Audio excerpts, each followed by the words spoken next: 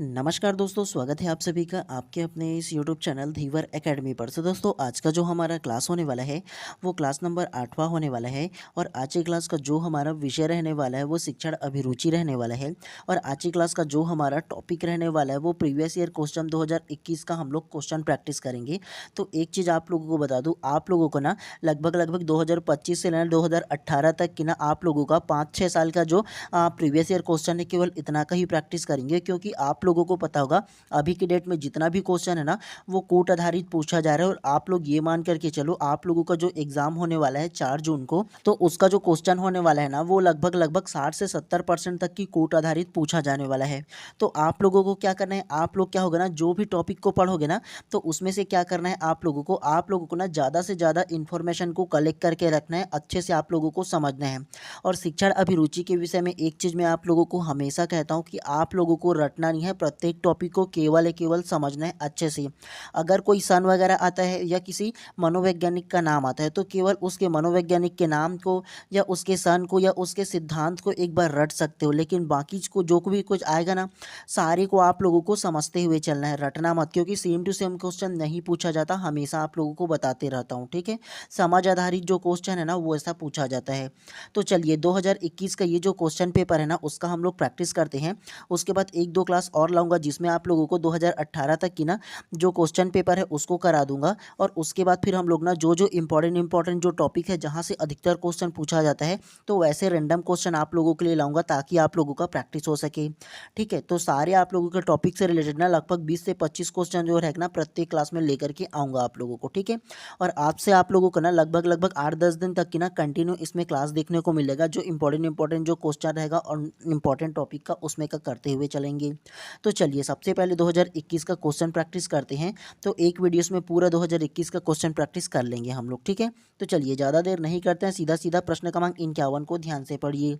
शिक्षा का एक महत्वपूर्ण उद्देश्य जो सामाजिक अनुकूलन से जुड़ा है वो है। ऑप्शन ए समाज सेवा, ऑप्शन बी सामाजिक समायोजन की योग्यता का विकास, ऑप्शन सी अच्छा नागरिक बनाना या ऑप्शन डी स्वतंत्र बनाना।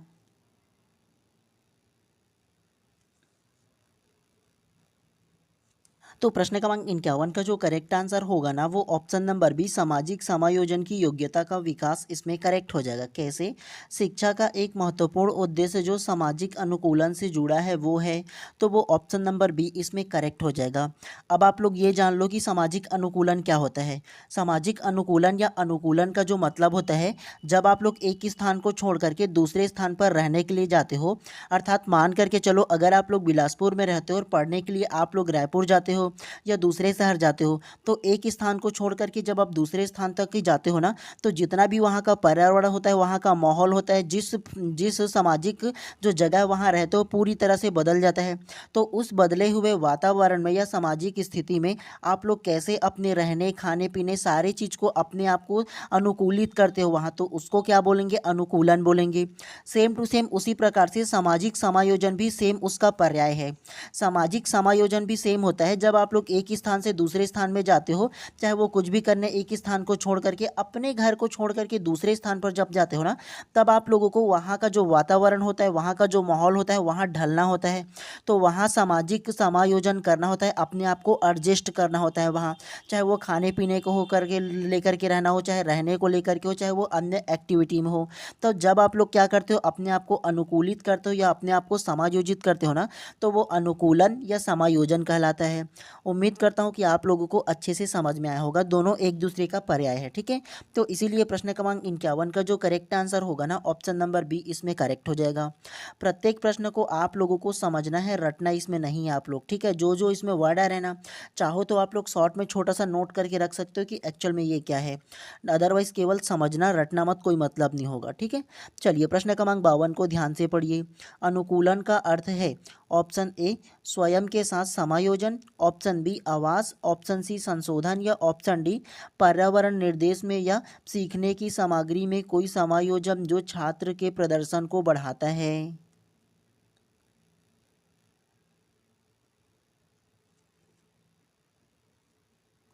तो प्रश्न क्रमांक 52 का जो करेक्ट आंसर होगा ना वो ऑप्शन नंबर डी जो है इसमें करेक्ट हो जाएगा। पर्यावरण निर्देश में या सीखने की सामग्री में कोई समायोजन जो छात्र की प्रदर्शन को बढ़ाता है, करेक्ट हो जाएगा। कैसे? तो अनुकूलन का अर्थ है, तो अनुकूलन का जो अर्थ है वो पर्यावरण निर्देश में या सीखने की सामग्री। पर्यावरण निर्देश मतलब ये होता है कि जहाँ पर आप लोग रहते हो वहाँ से जब ट्रांसफ़र हो कहीं और जाते हो तो वहाँ के पर्यावरण के साथ क्या करते हो, आप समायोजन करते हो। और समायोजन करते हो तो क्या होता है, आप एक छात्र के रूप में क्या होते हैं, सीखते हो और आपके सीखने को क्या होता है, बढ़ावा मिलता है वहाँ की, चाहे वो कोई भी सीखने की सामग्री हो उसमें मिलता है कि नहीं जी। अब बाहर रह करके जब जाओगे तो वहाँ के पर्यावरण के साथ अपने आप को एडजस्ट करोगे, समायोजित करोगे ना जी। हाँ, तो आप लोगों की सीखने की जो सामग्री है उसको क्या होगा, बढ़ावा मिलेगा ना। तो इसीलिए प्रश्न क्रमांक 52 का जो करेक्ट आंसर है ऑप्शन नंबर डी जो है इसमें करेक्ट हो जाएगा। चलिए नेक्स्ट प्रश्न को पढ़ते हुए चलते हैं इसी प्रकार से। एक चीज़ आप लोगों को बता दूं, जितना भी आप लोग प्रीवियस ईयर क्वेश्चन पूछा गया है ना इसमें, उसमें किसी भी प्रकार से आप लोग ये भ्रम में मत रहना कि same to same previous year question को रिपीट करते हैं बोल करके। सेम टू सेम उठा करके नहीं पूछा जाता, किसी न किसी प्रकार से उसमें मॉडिफाई अर्थात उसको बदलाव करेंगे अपने आप में। तो इसीलिए समझना, रटना मत, मैं इसीलिए आप लोगों को बोलते रहता हूँ, ठीक है। चलिए प्रश्न क्रमांक 53 को ध्यान से पढ़िए। अनुकूल की योग्यता आधारित होती है ऑप्शन ए कक्षा के छात्र संख्या पर, ऑप्शन बी व्यक्तिगत छात्र पर, ऑप्शन सी सीखने पर या ऑप्शन डी व्यक्तित्व पर।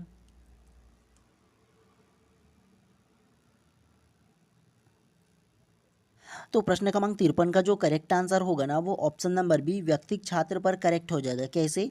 अनुकूल की योग्यता आधारित होता है, तो अनुकूल की योग्यता जो आधारित होता है वो व्यक्तिगत छात्र पर होगा ना जी। मतलब प्रत्येक व्यक्ति जो होंगे ना अपने आप में, वो अपने आधार पर क्या होगा, अनुकूल की योग्यता क्या करेगा, आधारित करेगा, अपने आप को वहाँ जहाँ जाएगा वहाँ एडजस्ट करेगा, है ना। तो इसीलिए प्रश्न क्रमांक 53 का जो करेक्ट आंसर है ऑप्शन नंबर बी जो है इसमें करेक्ट हो जाएगा। चलिए नेक्स्ट प्रश्न को पढ़ते हुए चलते हैं इसी प्रकार से। चलिए प्रश्न क्रमांक 54 को ध्यान से पढ़िए। कॉमनवेल्थ ऑफ लर्निंग COL है। ऑप्शन ए औपचारिक शिक्षा का भारतीय संगठन, ऑप्शन बी शिक्षक संघ का एक मूल मंच, ऑप्शन सी दूरवर्ती शिक्षा का अंतर सरकारी संगठन या ऑप्शन डी शैक्षिक अनुसंधान का एक जनरल। तो प्रश्न क्रमांक 54 का जो करेक्ट आंसर होगा ना वो ऑप्शन नंबर सी दूरवर्ती शिक्षा का अंतर सरकारी संगठन इसमें करेक्ट हो जाएगा। कैसे? कॉमनवेल्थ ऑफ लर्निंग COL क्या है? तो COL जो है ना वो दूरवर्ती शिक्षा का अंतर सरकारी संगठन इसमें करेक्ट हो जाएगा। अब ये क्या है आप लोग थोड़ा सा ये जान लो और इसके उद्देश्य के बारे में जान लो। ये जो कॉमनवेल्थ ऑफ लर्निंग है ना वो क्या है, तो इसका जो मुख्य लक्ष्य या उद्देश्य है ना वो शिक्षा और प्रशिक्षण को ना सभी को समान पहुंच सुनिश्चित करना, मतलब सभी व्यक्तियों को ना शिक्षा और प्रशिक्षण प्रॉपर मिल पाए ताकि वे अपने जीवन में बेहतर आजीविका, आर्थिक आवास और लर्निंग की समानता जो स्तर है ना उसको विकसित कर पाए और वो जो है ना वो उनको अच्छा जीवन मिले और अच्छा जीवन लाभ मिले। तो इसीलिए कॉमनवेल्थ ऑफ लर्निंग की क्या किया गया था, स्थापना किया गया था। और इसकी जो स्थापना है ना वो 1987 को किया गया था। क्या? तो कॉमनवेल्थ ऑफ लर्निंग जो है ना इसकी स्थापना 1987 को किया गया था। तो ये आप लोगों को याद रखना है इसके बारे में, ठीक है। इसीलिए प्रश्न क्रमांक 87 का जो करेक्ट आंसर होगा ना ऑप्शन नंबर सी जो है इसमें करेक्ट हो जाएगा। चलिए नेक्स्ट प्रश्न को पढ़ते हुए चलते हैं इसी प्रकार से। चलिए प्रश्न क्रमांक 55 को ध्यान से पढ़िए। NCTE है। ऑप्शन ए शिक्षक शिक्षा की राष्ट्रीय पाठचर्या, ऑप्शन बी राष्ट्रीय शिक्षक शिक्षा परिषद, ऑप्शन सी अंग्रेजी शिक्षण का राष्ट्रीय सम्मेलन या ऑप्शन डी शिक्षक शिक्षा का राष्ट्रीय सम्मेलन। तो क्या इसका आंसर होगा?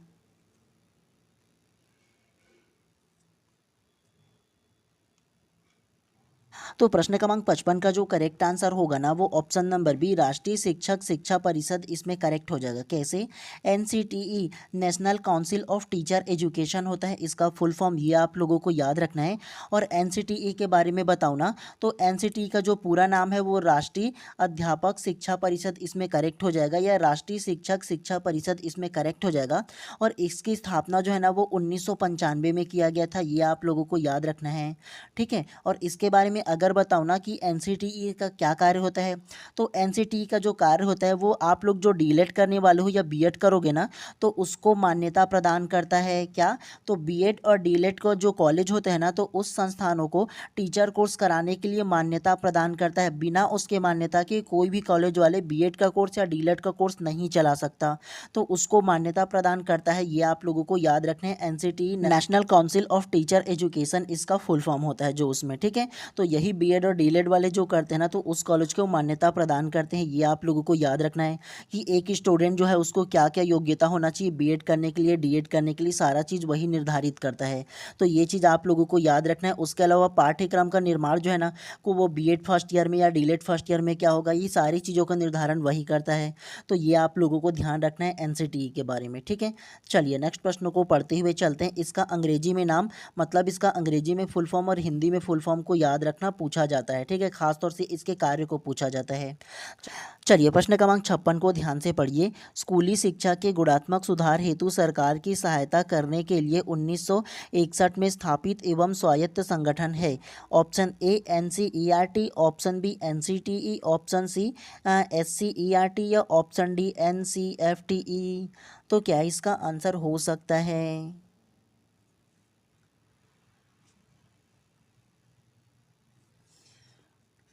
तो प्रश्न क्रमांक 56 का जो करेक्ट आंसर होगा ना, वो ऑप्शन नंबर ए एनसीईआरटी इसमें करेक्ट हो जाएगा। क्यों? स्कूली शिक्षा के गुणात्मक सुधार हेतु सरकार की सहायता करने के लिए 1961 में स्थापित एक स्वायत्त संगठन है। तो स्कूली शिक्षा में जो गुणात्मक सुधार करने के लिए सरकार की जो सहायता करने वाली जो संस्था है ना, वो एनसीईआरटी इसमें करेक्ट हो जाएगा। अब एनसीईआरटी क्या होता है या उसका फुल फॉर्म क्या है, सबसे पहले ये जान लो। एनसीईआरटी का जो फुल फॉर्म होता है वो national council of education research and training है। क्या? तो national council of education research and training इसका फुल फॉर्म है, इसे आप लोग याद रखना। उसके अलावा इसका जो हिंदी में नाम होगा ना, वो राष्ट्रीय शैक्षिक अनुसंधान एवं प्रशिक्षण परिषद इसको हिंदी में नाम है। अब इसके कार्य के बारे में जान लो। इसका जो कार्य है वो नेशनल स्तर पर ना, मतलब राष्ट्रीय स्तर पर कक्षा 1 से लेकर के कक्षा 12वीं तक की किस कक्षा में कौन सा पाठ रहे होगा, मतलब कौन से विषय में कौन सा पाठ रखा जाएगा, क्या क्या उसमें रखा जाएगा, जो भी पुस्तक का निर्माण होता है ना, वो एनसीईआरटी के माध्यम से होता है। तभी बोला जाता है, आप लोगों ने सुना होगा कि कंपटीशन एग्जाम जो होता है उसमें खास तौर से ये बोला जाता है कि आप एनसीईआरटी के बुक को पढ़ो। क्यों बोलते हैं?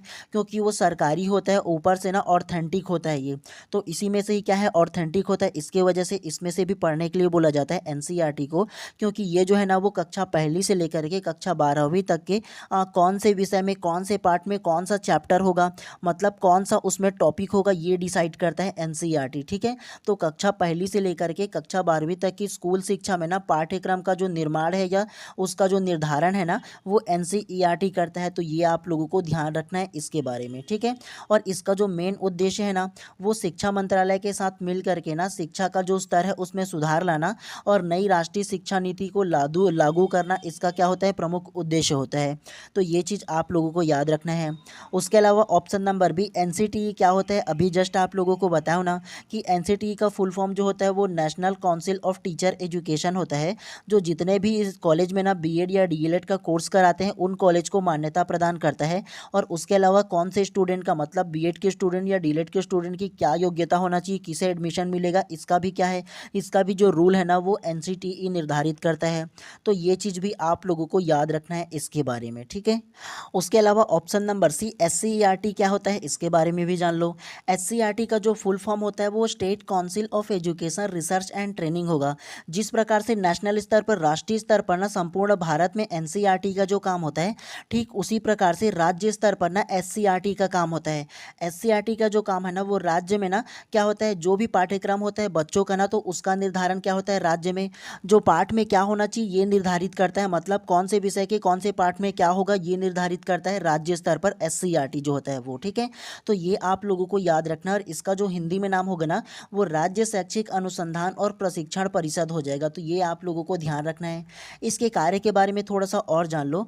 इसका जो कार्य होता है ना वो सरकारी शिक्षकों के लिए क्या करता है, समय समय पर ना प्रशिक्षण कार्य आयोजित करता है। मतलब जितने भी शिक्षक होंगे ना तो उसके लिए समय समय पर वो ट्रेनिंग पर अक्सर जाया करते हैं। तो ये आप लोगों को पता होगा। तो ये भी कार्य जो होता है ना वो क्या करता है, SCRT कराता है, ताकि बच्चों को गुणात्मक पूर्ण जो शिक्षा है ना वो मिल पाए। एक जो शिक्षक है वो अच्छे से ट्रेनिंग करे रहेगा तभी ना वो अच्छे से बाकियों को क्या पर करेगा, पढ़ाएगा बच्चों को, है ना। तो इसके लिए क्या करता है, SCRT का काम होता है, ठीक है। तो ये आप लोगों को ध्यान रखना है।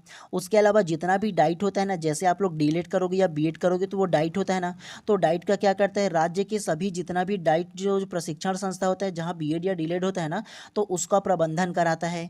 तो ये चीज़ आप लोगों को याद रखना है, ठीक है। NCRT जो होता है वो नेशनल स्तर पर होता है और SCRT जो होता है वो स्टेट स्तर पर होता है, मतलब राज्य स्तर पर होता है। तो इन दोनों को आप लोगों को याद रखना है, अंतर को, ठीक है। पूछा जाता है इसमें से प्रश्न अधिकतर। तो इसीलिए प्रश्न क्रमांक 56 का जो करेक्ट आंसर होगा ना ऑप्शन नंबर ए जो है इसमें करेक्ट हो जाएगा, NCRT जो है वो, ठीक है। आप लोगों को टाइम अभी लगेगा, चलेगा, लेकिन विस्तार से समझो जी। मैं ये कभी नहीं बोलता कि जो मैं अभी पढ़ा रहा हूँ ना सेम टू सेम प्रश्न पूछा जाएगा, कभी नहीं बोल रहा हूँ। लेकिन अगर NCRT के बारे में पूछे तो या SCRT के बारे में पूछे तो बता पाओगे ना आप लोग। तो इसीलिए ज़्यादा से ज़्यादा इन्फॉर्मेशन कलेक्ट करके रखो, क्योंकि अभी के डेट में कूट आधारित प्रश्न पूछा जा रहा है। तो ऐसी क्या है, आप लोगों की जो नॉलेज है ना उसी को उठा करके पूछा जाता है, ठीक है, कूट में। तो इसीलिए अच्छे से पढ़ते हुए चलना है। चलिए प्रश्न क्रमांक 57 को अब ध्यान से पढ़िए। एक शिक्षक उत्तम परामर्शदाता है यदि वह है ऑप्शन ए अच्छा श्रोता, ऑप्शन बी गहन निरीक्षक, ऑप्शन सी सहानुभूतिपूर्ण एवं संवेदनशील, या ऑप्शन डी उपरोक्त सभी। तो प्रश्न क्रमांक 57 का जो करेक्ट आंसर होगा ना वो ऑप्शन नंबर डी उपरोक्त सभी इसमें करेक्ट हो जाएगा। कैसे, एक शिक्षक उत्तम परामर्शदाता है यदि, तो एक शिक्षक को क्या क्या होना चाहिए, उसे अच्छा श्रोता होना चाहिए और गहन निरीक्षक करने वाला होना चाहिए। उसके अलावा सहानुभूतिपूर्ण एवं संवेदनशील भी होना चाहिए। तो ये तीनों जो गुण है ना वो एक शिक्षक में होना चाहिए। तो इसीलिए प्रश्न क्रमांक 57 का जो करेक्ट आंसर है ऑप्शन नंबर डी जो है इसमें करेक्ट हो जाएगा। चलिए नेक्स्ट प्रश्न को पढ़ते हुए चलते हैं इसी प्रकार से। चलिए प्रश्न क्रमांक 58 को ध्यान से पढ़िए। विश्वविद्यालय अनुदान आयोग की स्थापना किस अधिनियम के अधीन हुई थी। ऑप्शन ए विश्वविद्यालय अनुदान आयोग अधिनियम 1945, ऑप्शन बी विश्वविद्यालय अनुदान आयोग अधिनियम 1947, ऑप्शन सी विश्वविद्यालय अनुदान आयोग अधिनियम 1953, या ऑप्शन डी विश्वविद्यालय अनुदान आयोग अधिनियम 1956। तो क्या इसका आंसर हो सकता है।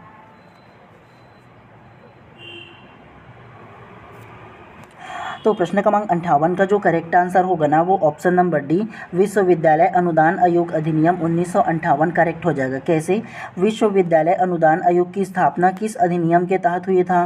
तो किस अधिनियम बोला है ना, तो विश्वविद्यालय अनुदान आयोग 1956 को हुआ था। ये आप लोगों को याद रखना है।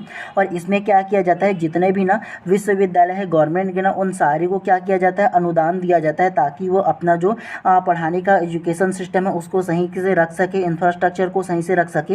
तो इसलिए क्या किया जाता है, विश्वविद्यालय अनुदान आयोग की क्या किया गया था, स्थापना किया गया था 1956 को। तो ये चीज़ आप लोगों को याद रखना है इसके बारे में, ठीक है। चलिए नेक्स्ट प्रश्न को पढ़ते हुए चलते हैं इसी प्रकार से।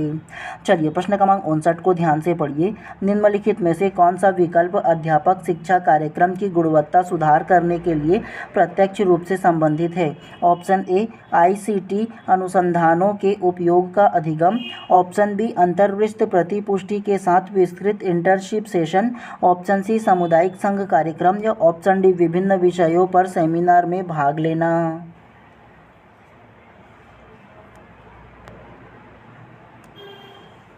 तो प्रश्न क्रमांक 59 का जो करेक्ट आंसर होगा ना वो ऑप्शन नंबर बी अंतर्वृष्ट प्रतिपुष्टि के साथ विस्तृत इंटर्नशिप सेशन करेक्ट हो जाएगा। कैसे, निम्नलिखित में से कौन से विकल्प अध्यापक शिक्षा कार्यक्रम की गुणवत्ता में सुधार करने के लिए प्रत्यक्ष रूप से संबंधित है। तो अध्यापक की शिक्षा कार्यक्रम में गुणवत्ता में सुधार करने के लिए जो प्रत्यक्ष रूप से संबंधित है वो अंतर्वृष्ट प्रतिपुष्टि के साथ विस्तृत इंटर्नशिप सेशन। प्रतिपुष्टि का मतलब होता है फीडबैक होता है जी। कोई भी जब आप कार्य करते हो ना तो उस कार्य का जब जब कोई आप लोगों को फीडबैक देता है उसका, तो क्या होता है, आप बेहतर कार्य कर पाते हो उसके बारे में। तो प्रतिपुष्टि का मतलब फीडबैक होता है। उसके अलावा इंटर्नशिप का मतलब ये होता है कि आप ट्रेनिंग पे जाते हो, वहाँ वहाँ क्या करते हो, आप ट्रेनिंग लेते हो वहाँ पर, है ना। तो उसमें क्या होगा, शिक्षा कार्यक्रम में क्या होगा, गुणवत्ता में सुधार होगा। एक शिक्षक के लिए प्रत्यक्ष रूप से ये संबंधित है, प्रतिपुष्टि अर्थात फीडबैक और इंटर्नशिप जो होगा वो, ठीक है। तो इसीलिए प्रश्न क्रमांक 59 का जो करेक्ट आंसर है ऑप्शन नंबर बी जो है इसमें करेक्ट हो जाएगा। चलिए नेक्स्ट को पढ़ते हैं। प्रश्न क्रमांक 60 को आप ध्यान से पढ़िए। शिक्षा के क्षेत्र में सर्वाधिक महत्वपूर्ण तत्व अभिरुचि है, यह विचार किसका था? Option A Rousseau, option B Maria Montessori, option C McDougall या ऑप्शन डी टीपी नन। तो प्रश्न क्रमांक 60 का जो करेक्ट आंसर होगा ना वो option number D TP Nunn इसमें करेक्ट हो जाएगा। कैसे? शिक्षा के क्षेत्र में सर्वाधिक महत्वपूर्ण तत्व अभिरुचि है, यह कथन किसका है? तो ये जो कथन है वो टीपी नन नामक मनोवैज्ञानिक का है, ये आप लोगों को याद रखना है। और अभिरुचि क्या होता है? अभिरुचि का मतलब होता है कि आपको किस फील्ड में इंटरेस्ट है, तो वो क्या कहलाता है? अभिरुचि कहलाता है, ठीक है। तो ये आप लोगों को ध्यान रखना है। तो इसीलिए प्रश्न क्रमांक 60 का जो करेक्ट आंसर है ना ऑप्शन नंबर डी जो है वो करेक्ट हो जाएगा। उसके अलावा मारिया मॉन्टेसरी के बारे में आप लोगों को अपने पिछले क्लास में बताया था ना कि मारिया मॉन्टेसरी जो विद्यालय है या मॉन्टेसरी जो थ्योरी है उसका क्या किया था? प्रतिपादन किया था। तो ये आप लोगों को याद रखना है, ये एक प्रकार का प्ले स्कूल है मॉन्टेसरी जो है वो, है ना। तो ये भी आप लोगों को ध्यान रखना है। आप लोगों को व्यक्ति के नाम को देख करके उसके थ्योरी के बारे में याद होना चाहिए, ठीक है। चलिए प्रश्न क्रमांक 61 को ध्यान से पढ़िए। शिक्षक छात्रों में सुअनुशासन की भावना किस प्रकार पैदा कर सकता है? ऑप्शन ए उन्हें कठोर अनुशासन में रखकर, ऑप्शन बी उन्हें जिम्मेदारी सौंपकर, ऑप्शन सी अनुशासनहीनता पर उन्हें दंड देकर या ऑप्शन डी उन्हें अनुशासन में रहने के लाभ बताकर। तो प्रश्न क्रमांक 61 का जो करेक्ट आंसर होगा ना वो ऑप्शन नंबर बी उन्हें जिम्मेदारी सौंपकर करेक्ट हो जाएगा। कैसे? शिक्षक छात्रों में स्व अनुशासन की भावना किस प्रकार पैदा कर सकता है? तो मान के चलो आप लोग एक शिक्षक हो और एक शिक्षक के रूप में आप बच्चों में स्व अनुशासन क्या करना चाहते हो? पैदा करना चाहते हो ताकि वह अनुशासन में रहे। तो क्या करोगे? आप उन्हें जिम्मेदारी सौंप दोगे कि प्रॉपर इसको आप करोगे बोल करके। इसीलिए आप लोगों ने देखा होगा आपके वक्त ना जो स्कूल में जो कक्षा में सबसे ज़्यादा बदमाश लड़के होते थे उन्हीं को ना उसका क्लास का मॉनिटर बना दिया जाता था, ताकि जो है वो खुद जिम्मेदारी में रहे और उसके साथ दूसरों को भी क्या करे? अनुशासित करे। तो ऐसे ही किया जाता था, इसीलिए जिम्मेदारी सौंपा जाता था, ठीक है। तो ये आप लोगों को ध्यान रखना है।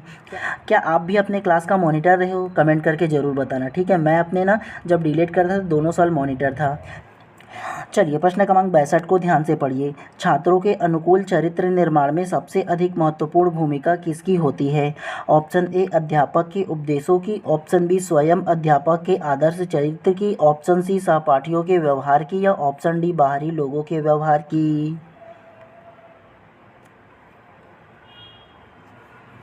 तो प्रश्न क्रमांक 62 का जो करेक्ट आंसर होगा ना वो ऑप्शन नंबर बी स्वयं अध्यापक के आदर्श चरित्र की करेक्ट हो जाएगा। कैसे? छात्रों के अनुकूल चरित्र निर्माण में सबसे अधिक महत्वपूर्ण भूमिका किसकी है? तो वो भूमिका होगा वो अध्यापक के आदर्श चरित्र करेक्ट हो जाएगा। कैसे? तो एक विद्यालय में जब छात्र पढ़ते हैं तो छात्र का आइडियल होता है, उसका जो शिक्षक होता है वो उसी की तरह बनना चाहता है। तो इसीलिए जब एक शिक्षक है उसका जब चरित्र आदर्श होगा ना तो वो छात्र भी क्या होंगे? अनुशासित रहेंगे और अच्छे से उसका भविष्य भी निर्माण होगा, क्योंकि वो अपने शिक्षक के को ही आइडियल मानता है और उसी को फॉलो करता है इसके लिए। तो इसीलिए प्रश्न क्रमांक 62 का जो करेक्ट आंसर होगा ना ऑप्शन नंबर बी जो है वो करेक्ट हो जाएगा इसमें। चलिए प्रश्न क्रमांक 63 को ध्यान से पढ़िए।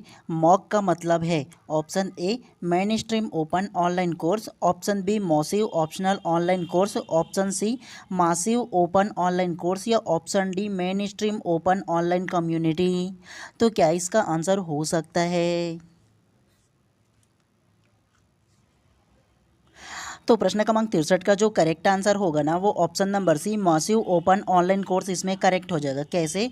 मॉक का मतलब क्या है? तो मॉसिव ओपन ऑनलाइन कोर्स इसका करेक्ट आंसर हो जाएगा। और मॉक क्या है अगर आप लोगों को ये बताऊँ ना तो ये जो मैसिव ओपन ऑनलाइन कोर्स है वो एक वेब आधारित शिक्षा कार्यक्रम है जिसके माध्यम से दुनिया भर के जो विश्वविद्यालय होंगे ना वो सारे संस्थानों द्वारा मुफ्त और बहुत कम कीमत पर क्या किया जाता है? बहुत कम कीमत पर ना ऑनलाइन कोर्स जो है ना वो प्रदान की जाती है, ताकि जितने भी गरीब वगैरह जितने भी छात्र हैं ना वो चाहे ना तो इस प्रकार की जो शिक्षा है वो प्राप्त कर सके। तो इसीलिए मॉक जो होगा ना वो मैसिव ओपन ऑनलाइन कोर्स के नाम से जानते हैं। तो इसको आप लोगों को याद रखना है इसके बारे में, ठीक है। जो दुनिया भर के जितने भी विद्यालय रहेंगे सारे के सारे विद्यालय इस प्रकार के कोर्स चलाएंगे जिसके माध्यम से ना जो भी चाहे ना वो बहुत कम कीमत पर ऑनलाइन जो कोर्स है वो कर सके। तो इसीलिए प्रश्न क्रमांक 63 का जो करेक्ट आंसर होगा ऑप्शन नंबर सी जो है इसमें करेक्ट हो जाएगा। चलिए नेक्स्ट प्रश्न को पढ़ते हुए चलते हैं इसी अंदाज में। अब चलिए प्रश्न क्रमांक 64 को ध्यान से पढ़िए। जनरल है। ऑप्शन ए सूचना देने अथवा मनोरंजन के लिए लिखे गए लेखों वाली पत्रिका। ऑप्शन बी एक पत्रिका जिसमें संक्षिप्त दृष्टांतों वाले लेख हो। ऑप्शन सी एक पत्रिका जो सामान्य अभिरुचि के व्यापक विषय एवं प्रकरणों को समाहित करती है।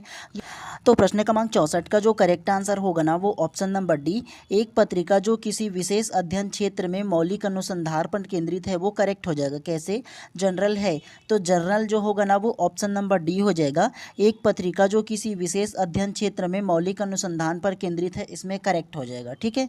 तो इतना ही आप लोगों को इसमें ध्यान रखना होगा। चलिए नेक्स्ट को पढ़ते हैं। प्रश्न क्रमांक 65 को ध्यान से पढ़िए। शिक्षण व्यवसाय की सफलता निर्भर होती है। ऑप्शन ए कार्य की गुणवत्ता बनाए रखने पर। ऑप्शन बी प्रबंधन के प्रति निष्ठा पर। ऑप्शन सी विद्यार्थियों के प्रसन्न करने की नीति पर। या ऑप्शन डी उपरोक्त सभी।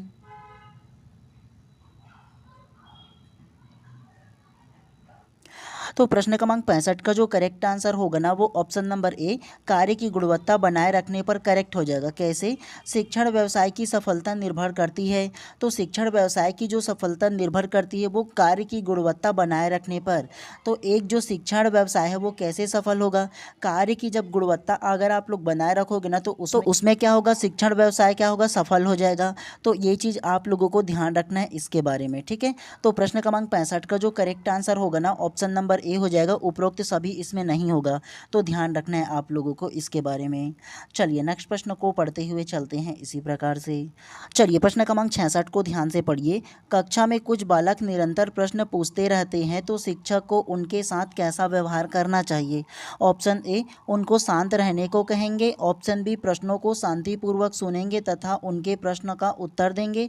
ऑप्शन सी छात्रों के प्रति उदासीन रहेंगे। या ऑप्शन डी छात्र को झिड़क देंगे।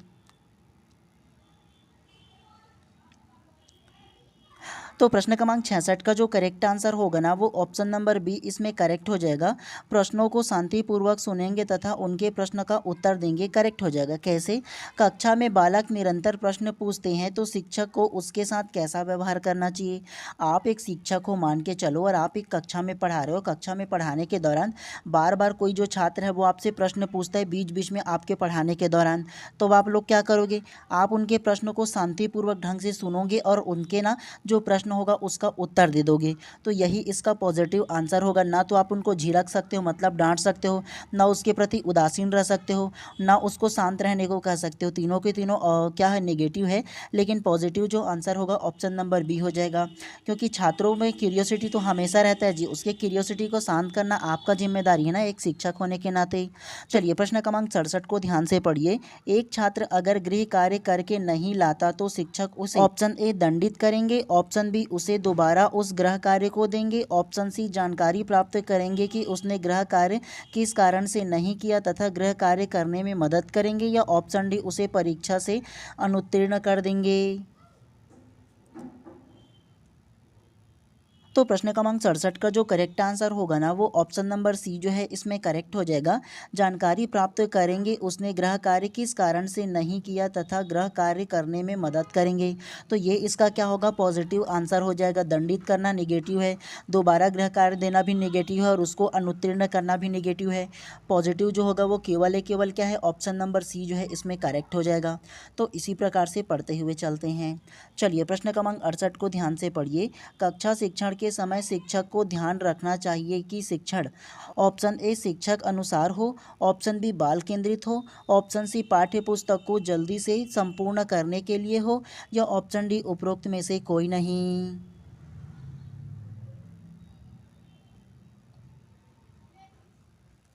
तो प्रश्न क्रमांक 68 का जो करेक्ट आंसर होगा ना वो ऑप्शन नंबर बी बाल केंद्रित हो करेक्ट हो जाएगा। कैसे? शिक्षण के समय छात्र को शिक्षण के समय शिक्षक को ध्यान रखना चाहिए। तो शिक्षण के समय जो एक शिक्षक है मतलब पढ़ाते समय शिक्षक को किन किन बातों का ध्यान रखना चाहिए कि वो बाल केंद्रित हो, जो शिक्षण करा रहा है, जो पढ़ा रहा है वो। बाल केंद्रित क्या होता है ये जान लो। बाल केंद्रित का मतलब ये होता है कि जितना आप एक शिक्षक होने के नाते आपका इन्वॉल्वमेंट रहेगा ना पढ़ाने में, ठीक उतना ही प्रतिशत छात्रों का भी इन्वॉल्वमेंट रहना चाहिए। मान के चलो कोई भी बालक अगर प्रश्न पूछता है तो उनको बेझिझक प्रश्न पूछने का अवसर प्रदान करना और बोलने में किसी प्रकार की झिझक बालक को ना हो। और कोई भी प्रश्न अगर उनके मन में आता है तो जब भी चाहे ना वो तब भी आपसे पूछ सके। तो इस प्रकार की जो वातावरण रहता है उसको क्या बोलते हैं, तो उसको बाल केंद्रित कहते हैं। ठीक है, जितना आप लोग पढ़ाते हो ना उतना ही बच्चों का भी इन्वॉल्वमेंट उसमें रहता है, तो इन्हें ही क्या बोलते हैं, बाल केंद्रित शिक्षा बोला जाता है। ठीक है, तो इसीलिए प्रश्न क्रमांक 68 का जो करेक्ट आंसर होगा ना ऑप्शन नंबर बी जो है इसमें करेक्ट हो जाएगा। एक चीज़ आप लोगों ने नोटिस किया होगा, अब तक की जितना भी प्रश्न हम लोगों ने कर लिया ना, सारे क्वेश्चन जो है वो एक भी इसमें कूट वाला प्रश्न नहीं देखने को मिला होगा आप लोगों को, क्योंकि ये 2021 का प्रश्न पेपर है ना, तो इसमें कूट आधारित ज़्यादा प्रश्न नहीं था उस समय, केवल सिंगल लाइनर था, है ना। तो एक दो आप लोगों का प्रीवियस ईयर क्वेश्चन और करा दूंगा, उसके बाद फिर हम लोगों ने ना क्या करेंगे, जितने भी आप लोगों का सिलेबस है ना उससे इंपॉर्टेंट जो टॉपिक है उसमें से हम लोग मैराथन क्लास करते हुए चलेंगे। ठीक है, चलिए प्रश्न क्रमांक 69 को अब ध्यान से पढ़िए। अनुकूलनीय छात्र के लिए अधिक संभावना है कि ऑप्शन ए ड्रॉप आउट हो जाए, ऑप्शन बी कक्षा में भाग ले, ऑप्शन सी जवाब न दे या ऑप्शन डी चुप रहे। तो प्रश्न क्रमांक 69 का जो करेक्ट आंसर होगा ना वो ऑप्शन नंबर बी कक्षा में भाग ले करेक्ट हो जाएगा। कैसे, अनुकूलनीय छात्र के लिए अधिक संभावना है कि, अनुकूलनीय का मतलब ये होता है कि मान के चलो एक जो बालक है वो अभी अभी किसी स्कूल में एडमिशन लिया है, मान के चलो चौथी पाँचवीं छठवीं किसी भी स्कूल में एडमिशन लिया है, और वो क्या करेगा, अनुकूलन स्थापित करने की कोशिश करेगा, मतलब उस वातावरण में अपने आप को एडजस्ट करने की कोशिश करेगा। और जब एडजस्ट कर लेगा तो क्या होगा, कक्षा में क्या होगा, भाग लेगा। वो भाग लेगा का मतलब वो भाग लेगा नहीं जी, भाग लेना मतलब पार्टिसिपेट करेगा, स्कूल से भाग लेना नहीं होगा। ठीक है, तो ये आप लोगों को ध्यान रखना है इसके बारे में। तो इसीलिए प्रश्न क्रमांक 69 का जो करेक्ट आंसर है ना ऑप्शन नंबर बी जो है इसमें करेक्ट हो जाएगा। चलिए नेक्स्ट को पढ़ते हैं, प्रश्न क्रमांक 70 को अब ध्यान से पढ़िए। क्या शिक्षकों को सभी कक्षा में अनुकूलनीय होना चाहिए? ऑप्शन ए ना, ऑप्शन बी हाँ, ऑप्शन सी कभी कभी या ऑप्शन डी उपरोक्त में से कोई नहीं। तो प्रश्न क्रमांक 70 का जो करेक्ट आंसर होगा ना वो ऑप्शन नंबर बी करेक्ट हो जाएगा। हाँ, कैसे, क्या शिक्षकों को सभी कक्षा में अनुकूलनीय होना चाहिए? अनुकूलनीय का मतलब अभी बताया ना कि मान के चलो कोई भी बालक एक कक्षा में अभी अभी एडमिशन लिया है, तो उस वातावरण में अपने आप को अनुकूलन स्थापित करना मतलब एडजस्ट होना, अपने आप को वहाँ क्या करना, एडजस्ट करना। तो ये क्या होता है, अनुकूलनीय कहलाता है। और एक जो विद्यार्थी जो है वो क्या करेगा, जी हाँ, तो वहाँ पर अपने आप को क्या करेगा, सामंजस्य स्थापित करेगा। और शिक्षक भी क्या करेगा, अनुकूलन स्थापित करेगा, मतलब वो भी एडजस्ट होगा और बाकियों को एडजस्ट करने देगा। तो ये इसका correct answer option number B हाँ जो है इसमें करेक्ट हो जाएगा। देखो कितना सरल सरल क्वेश्चन पूछा जा रहा था उस टाइम। चलिए प्रश्न क्रमांक 71 को पढ़िए। छात्र खाली स्थान के द्वारा अनुकूलित होना सीख सकते हैं। ऑप्शन ए सीख कर, ऑप्शन बी स्कूल के माध्यम से, ऑप्शन सी पढ़कर या ऑप्शन डी घर पर रहकर।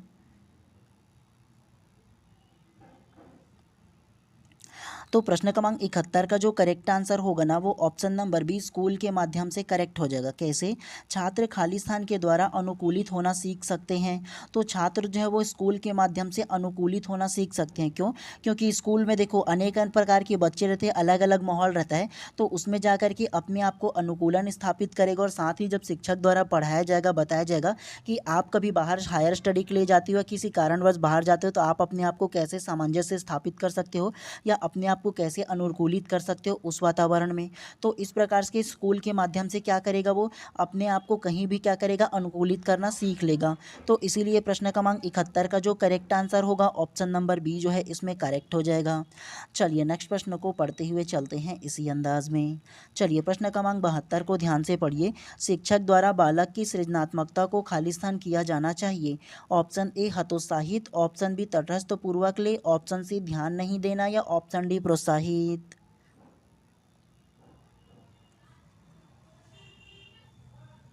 तो प्रश्न क्रमांक 72 का जो करेक्ट आंसर होगा ना वो ऑप्शन नंबर डी प्रोत्साहित करेक्ट हो जाएगा। कैसे? शिक्षक द्वारा बालक की सृजनात्मकता को खालिस्तान किया जाना चाहिए।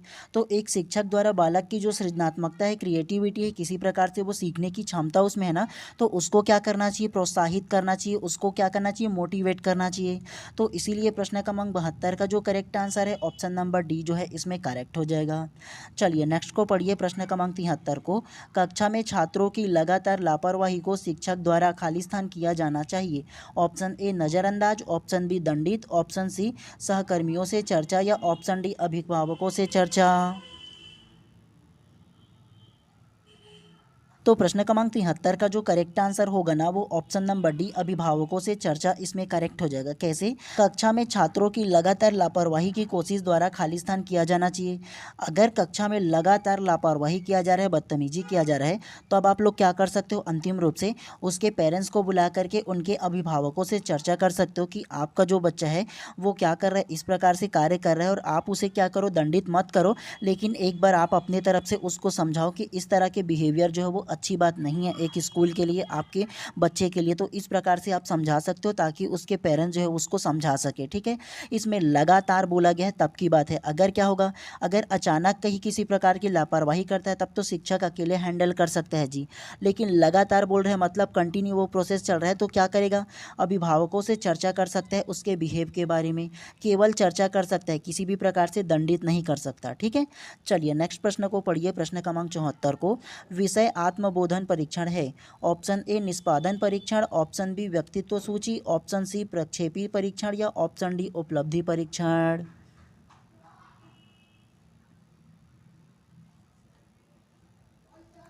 तो प्रश्न क्रमांक 74 का जो करेक्ट आंसर होगा ना वो ऑप्शन नंबर सी प्रक्षेपी परीक्षण करेक्ट हो जाएगा। कैसे? विषय आत्मबोधन परीक्षण है, तो विषय आत्मबोधन परीक्षण जो है वो प्रक्षेपी परीक्षण है, ये आप लोगों को याद रखना है इसमें। ठीक है, चलिए नेक्स्ट को पढ़ते हुए चलते हैं इसी अंदाज में। चलिए प्रश्न क्रमांक 75 को ध्यान से पढ़िए। स्कूली शिक्षा का सार्वभौमिकीकरण के लिए राज्य स्तरीय केंद्रीय अभिकरण नोडल अभिकरण है। Option A NCTE, option B RMSA, option C NOIS या ऑप्शन डी SCERT।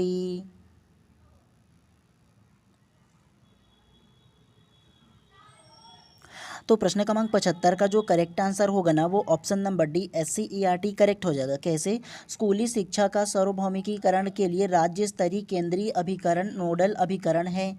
तो ये स्कूली शिक्षा की सार्वभौमिकरण के लिए जो राज्य स्तरीय केंद्रीय अभिकरण जो है वो SCERT हो जाएगा। और SCERT का फुल फॉर्म क्या है? State council of education research and training है क्या? तो वो state council of education research and training इसका फुल फॉर्म होता है। और SCERT के कार्य के बारे में बताया ना कि जितने भी राज्य स्तरीय शिक्षा है ना वो किसके अधीन आता है? वो SCERT के अधीन आता है। कि किस कक्षा के किस बुक में कौन सा चैप्टर रहेगा वो डिसाइड कौन करता है? SCERT करता है। तो ये चीज़ आप लोगों को ध्यान रखना है इसके बारे में। तो इसीलिए प्रश्न क्रमांक 75 का जो करेक्ट आंसर होगा ना ऑप्शन नंबर डी जो है वो करेक्ट हो जाएगा। और सेंट्रल लेवल पर NCERT रहता है, आप लोगों को बताया होना। चलिए प्रश्न क्रमांक 76 को ध्यान से पढ़िए। शिक्षक द्वारा की जाने वाली प्रणाली विश्लेषण की प्रक्रिया एक भाग है। ऑप्शन ए नियोजन संबंधी का कार्य, ऑप्शन बी संगठन या व्यवस्था संबंधी कार्य, ऑप्शन सी अभिप्रेरणा या नेतृत्व संबंधी कार्य, ऑप्शन डी नियंत्रण का।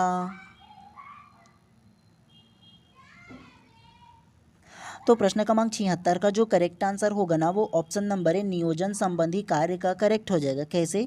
शिक्षक द्वारा की जाने वाली प्रणाली विश्लेषण प्रक्रिया एक भाग है। तो प्रणाली विश्लेषण प्रक्रिया का जो भाग है वो नियोजन संबंधी कार्य इसके अंतर्गत आएगा, तो ये ध्यान रखना है आप लोगों को।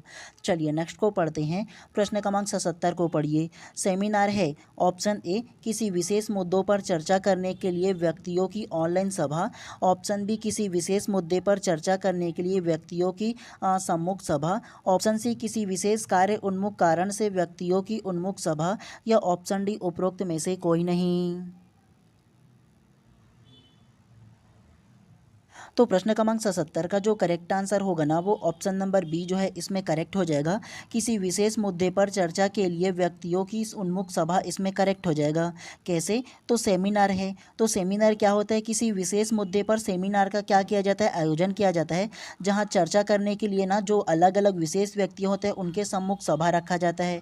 तो सेमिनार का जो अर्थ होगा वो ऑप्शन नंबर बी जो है इसमें करेक्ट हो जाएगा। चलिए नेक्स्ट प्रश्न को पढ़ते हैं इसी प्रकार से।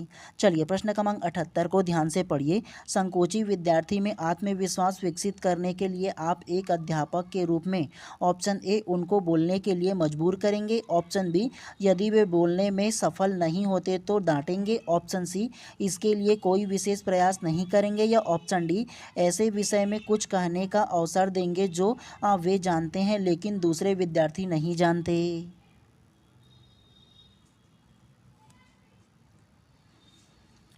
तो प्रश्न क्रमांक 78 का जो करेक्ट आंसर होगा ना वो ऑप्शन नंबर डी जो है इसमें करेक्ट हो जाएगा। ऐसे विषय में कुछ कहने का अवसर देंगे जो वे जानते हैं लेकिन दूसरे विद्यार्थी नहीं जानते, इसमें करेक्ट हो जाएगा। कैसे? संकोची विद्यार्थियों में आत्मविश्वास विकसित करने के लिए आप एक अध्यापक के रूप में, तो संकोची विद्यार्थी जो होगा उसमें जब आत्मविश्वास आप लोग पैदा करने के लिए या विकसित करने के लिए क्या करोगे? ऐसे विषय दोगे जो वो जानते हैं लेकिन बाकी जो बच्चे हैं वो नहीं जानते, तो उस टॉपिक पर क्या होगा? वो जो बालक है वो फ्लुएंटली बोल पाएगा। तो इसलिए प्रश्न क्रमांक 78 का जो करेक्ट आंसर होगा ना ऑप्शन नंबर डी जो है इसमें करेक्ट हो जाएगा। चलिए नेक्स्ट को पढ़ते हैं। चलिए प्रश्न क्रमांक 79 को ध्यान से पढ़िए। सभी छात्र गृह कार्य करने में अभिरुचि ले सके इसके लिए आवश्यक है कि गृह कार्य ऑप्शन ए एक ही स्तर का हो, ऑप्शन बी छात्र की योग्यता के अनुसार हो, ऑप्शन सी केवल पुस्तक के अंदर से हो, या ऑप्शन डी पुस्तक से बाहर से हो।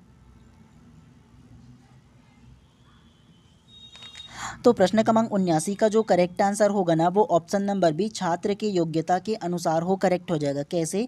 सभी छात्र गृह कार्य करने में रुचि ले सके इसके लिए आवश्यक है कि गृह कार्य, तो गृह कार्य अगर आप एक शिक्षक के रूप में दे रहे हो बच्चों को तो उसकी योग्यता के अनुसार उसको गृह कार्य होमवर्क दोगे ना जी, कुछ भी थोड़ी ना दे दोगे। तो इसीलिए प्रश्न क्रमांक 79 का जो करेक्ट आंसर होगा ऑप्शन नंबर बी जो है इसमें करेक्ट हो जाएगा।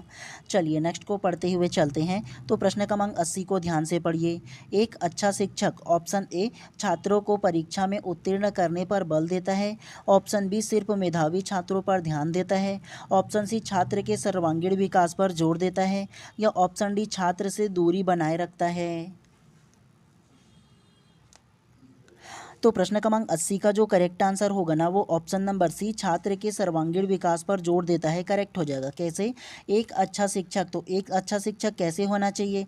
छात्र के सर्वांगीण विकास पर जोर देना चाहिए। सर्वांगीण विकास का मतलब होता है कि सभी छात्रों के सामाजिक, आर्थिक, राजनीतिक, भावनात्मक और उसके अलावा मानसिक सभी प्रकार से ना उनका क्या करेगा? विकास करेगा। सर्वांगीण विकास उसको कहते हैं, सभी क्षेत्रों में उसका विकास पर बल देगा।